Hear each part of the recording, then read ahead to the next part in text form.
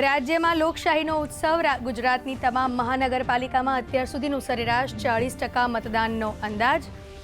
ભાજપ, કોંગ્રેસ, આપ સહિત રાજકીય પક્ષના નેતાઓએ કર્યું મતદાન. 40 કરોડ 8 લાખથી વધુ મતદારો, 25,000થી વધુ ઉમેદવારોના ભાવિનો કરશે નિર્ણય.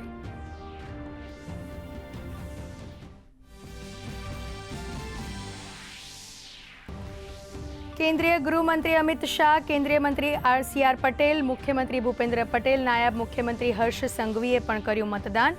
તો કોંગ્રેસના હિરેન બેંકર અને આપ નેતા ઈસુદાન ગઢવી પણ લોકશાહીના પર્વમાં થયા સામેલ.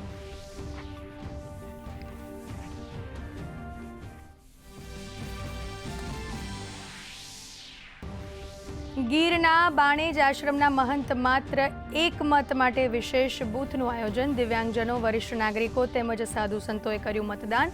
તો નવવધુઓ, વરરાજા તથા નવયુગલોએ લગ્ન પૂર્વે મતદાન કરી નાગરિક ધર્મ નિભાવ્યો.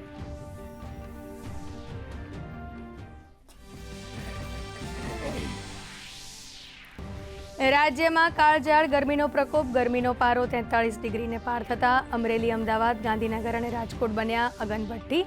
મતદાન મથકોએ ગરમીથી રાહત માટે ઠંડા પાણી, શરબત અને શામિયાણા સહિતની ઊભી કરી સગવડ.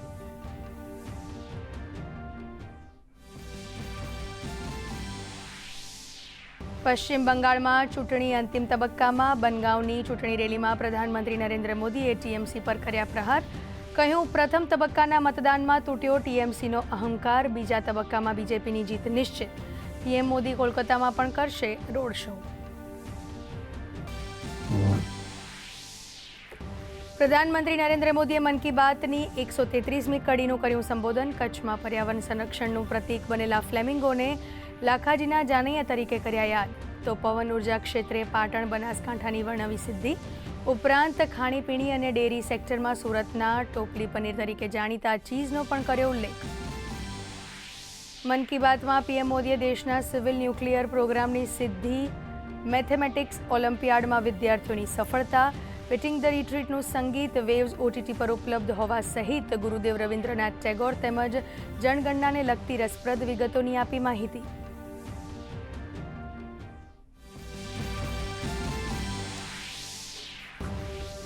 વોશિંગ્ટનમાં હાઈફાઈ પ્રેસ ડિનર દરમિયાન ફાયરિંગ. ડોનાલ્ડ ટ્રમ્પ પર હુમલાનો પ્રયાસ નિષ્ફળ.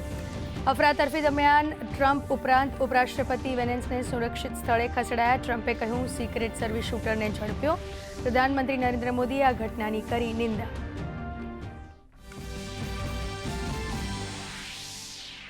આઈપીએલમાં આજે ડબલ ડેકર મુકાબલો. ચેન્નાઈ સુપર કિંગ્સ અને ગુજરાત ટાઇટન્સ વચ્ચે મેચમાં ગુજરાતે ટોસ જીતીને ફિલ્ડિંગની પસંદગી કરી.